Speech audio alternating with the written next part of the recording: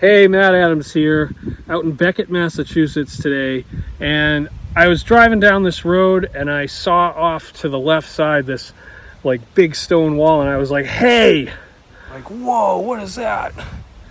And I got real excited. I slowed down. There was a spot to stop on the other side. I slowed down, I stopped there, I ran over to check it out. So let's go see what this is. We'll figure it out. I don't know yet what it is, but we'll find out together. So come on, let's go.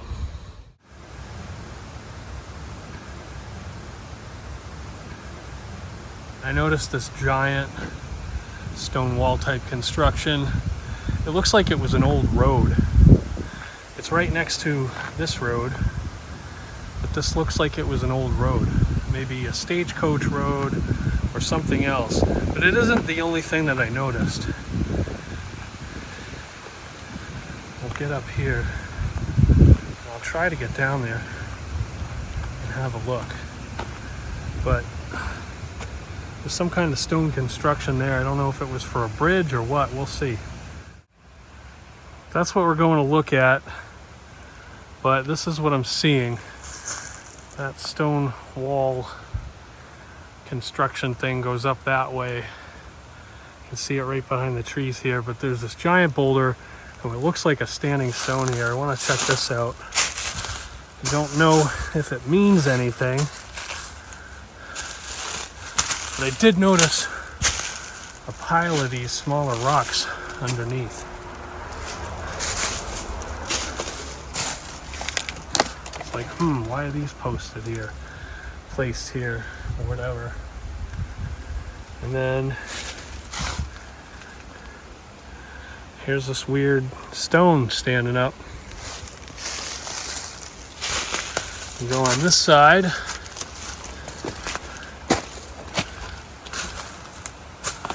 Look at these rocks. They're gigantic.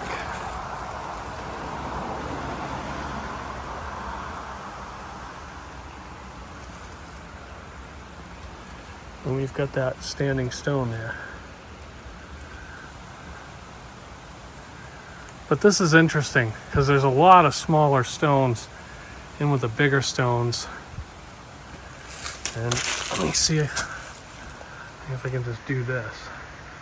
All those small stones underneath look like quartz.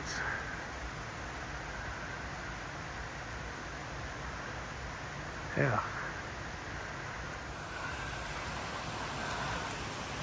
All right, anyway, just wanted to check that out. Let's make our way over to that. All right, here we are. I almost want to say that there was a mill here. I mean, there's water going right by. Okay, it doesn't look like much. It might not be much now. It may have been much more before, especially if it was dammed up somewhere.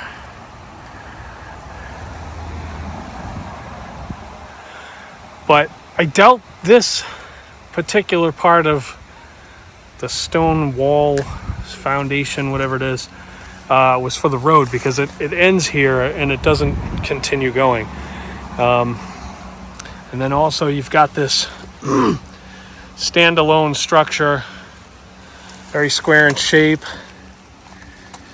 and I'm gonna try to go around it. I gotta be careful where I step because there's snow and I don't really know what's underneath. I don't know where this water goes. I don't want to be like stepping in the river and getting my feet wet. That would not be good. But I do want to get on this side of it. Let's block the light. I do want to get on this side of it and then go up there to see that part. All right, I'll be right back. All right, so here I am on the other side of it. And we've got this little niche that looks like it goes all the way through. Now, wouldn't that be perfect for a wheel? The wheel of a mill. I think so. All right, so we're starting to put the pieces together here. We've got the wall on the other side of that. We've got this big standalone structure here with the hole in it. And we've got up there some more stonework, which we're still going to get to. But I'm guessing that at some higher point up there, the water was diverted, probably came over here, fell over the wheel, spun the wheel, and then powered whatever it was that probably stood where I am now. Or may have been on the road, or even over this side.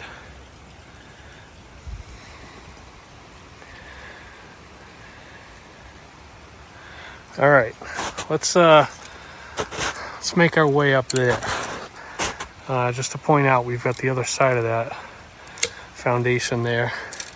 And it's interesting that it's just kind of falling apart here on this side, while the rest of it's in pretty decent shape still, right?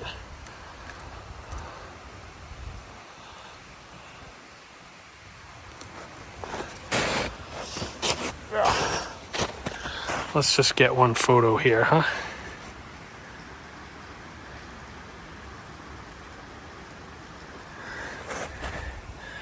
And then we'll get one of the niche.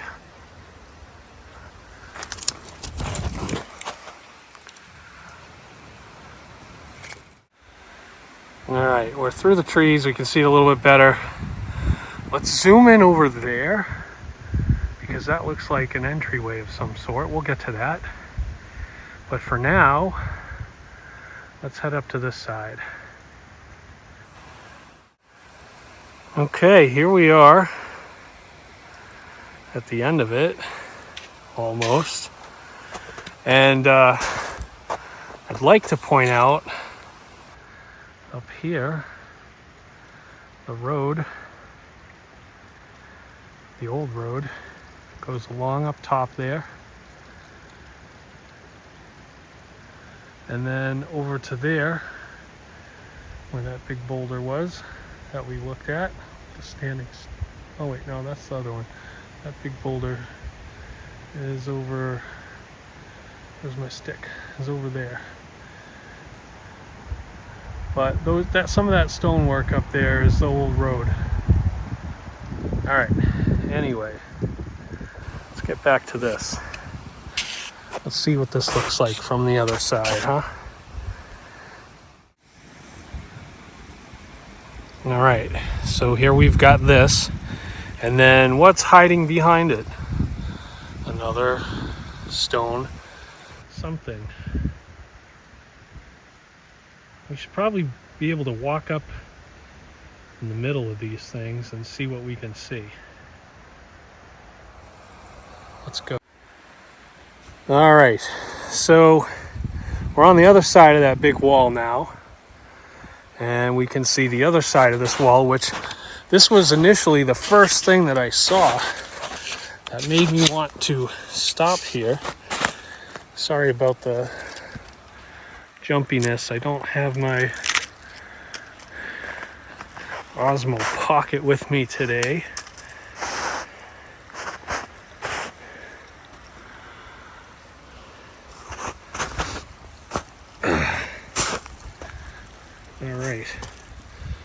So this is the stone wall that I saw from the road up there, and why I wanted to stop. It does look like this side has collapsed a bit, so we'll be careful not to touch those rocks. Let me head up that way instead of in the middle, because there's more stuff to see here and less to see there. And I don't have to go through as much snow here, but let me make my way that way. All right, I think I'm on stable enough footing now where I can just kind of walk without worrying too much about where I'm stepping.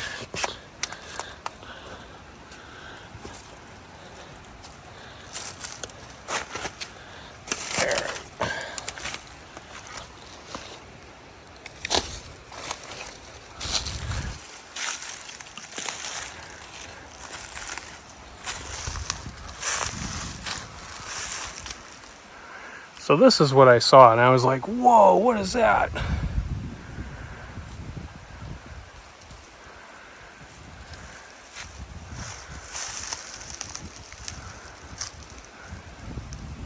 I knew there was something big here. But was this where some of the water was directed to?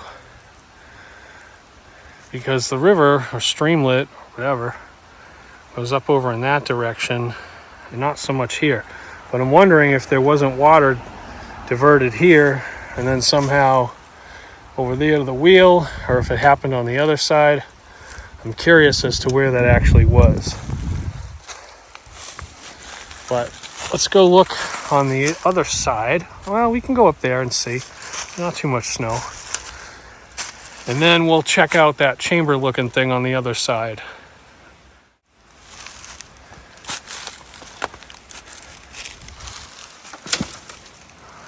Big flat stones up here.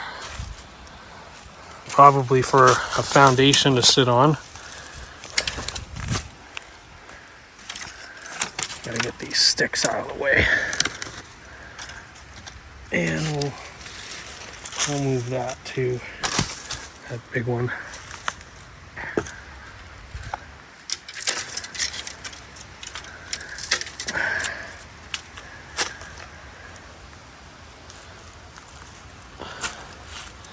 Yeah, I'm more than willing to bet that part of the foundation of whatever was here was sit on top of this rock, but I don't think it was like that on purpose. Who knows? We do have some flat rocks on the other side right there at the top. And then look at this one too. This one's sitting flat, just like I thought the other one would be, or would have been.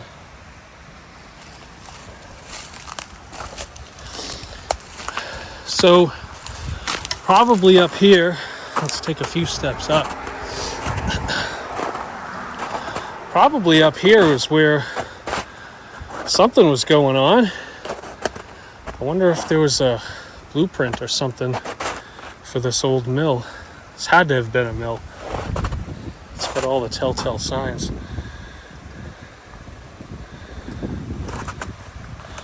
And then obviously down there is where we have that first part of the structure we were looking at.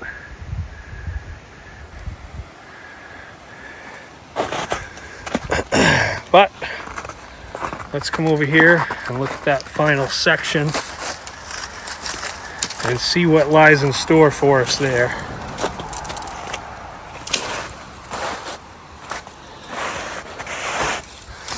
And again, here's the other side of that big wall.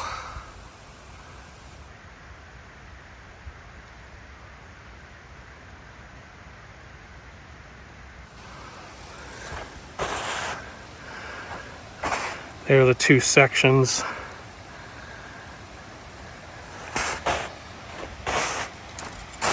I would love to be able to do some kind of a 3D scan of this.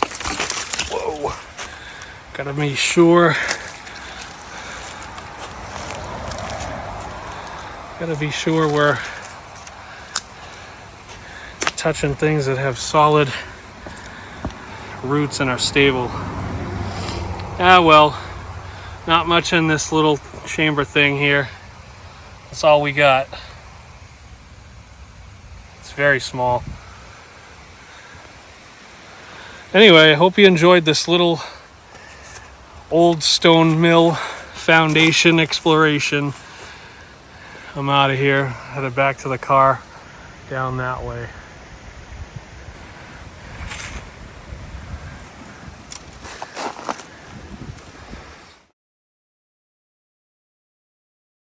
Hey, so I got home and I started doing some research. I looked into a bunch of old maps to see if there was anything in that same location as those ruins. A sawmill, a grist mill, a fulling mill, anything. And come and take a look. Let me show you what I found. Alright, so I found a total of 6 maps, and we're going to go through them youngest to oldest. So this one here is from 1904, and as we zoom into the area where the ruins are, we don't see anything on it. This map is from 1876, and as we zoom into this one, unfortunately we see the same thing as the last one, nothing. And here we have a map from 1871, and as we zoom into this one, we still don't see anything. But let me zoom out for a second here. I want you to remember the shape of the bottom left side of the town because it's going to change on one of the upcoming maps. This map dates back to 1858. And as we zoom into this one, still nothing. I wonder if we're going to find a map with anything on it. This is a very interesting map from 1831. On the bottom right, we've got a legend that shows grist mills and sawmills. And in the top center part of the map, we have two right next to each other. So we know that this map was marking where these places were. Unfortunately, we still don't see one in that location on this map. That means we've got one map left. Okay, so here's our last map. This one is from 1795. And I know it's a little tough to read. It won't be when we zoom in, but this one is the most important one by far because this one is going to give us the most information that we're looking for. Now, first thing I want to point out is, do you remember when I asked you to remember what the left bottom side of the town looked like? So between that 1831 map and the 1795 map, we've got a small minor change, and it looks like they added more land to the bottom of that part of the town. Now let's look up at the explanation at the top right-hand side of the map. Let me direct your attention to E and F. E says gristmill and sawmill, and F says fulling mill. So as we make our way down to the area of the map where our ruins are, what do we find? Both E and F. But which one is it? Let's take a look at a modern Google map where I have the ruins marked and superimpose it over this map. Here you can see the green pin that I placed on the Google map.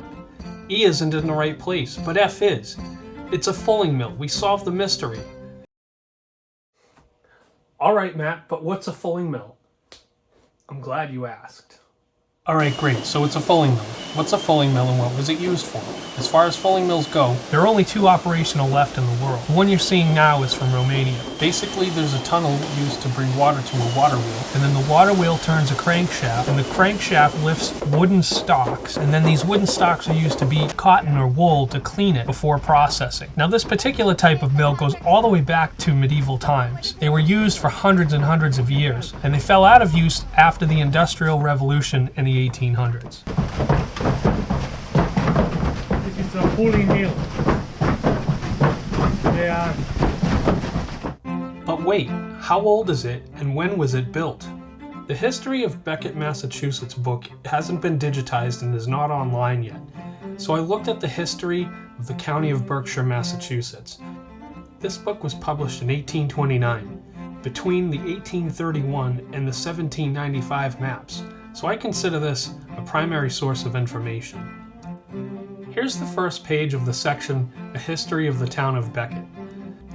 Becket was granted to Joseph Brigham and 59 others in 1735, and a few individuals came into the town with a view of settling in it as early as 1740, but through fear of the Indians, they returned home, not, however, until they had erected a sawmill in the east part of the town.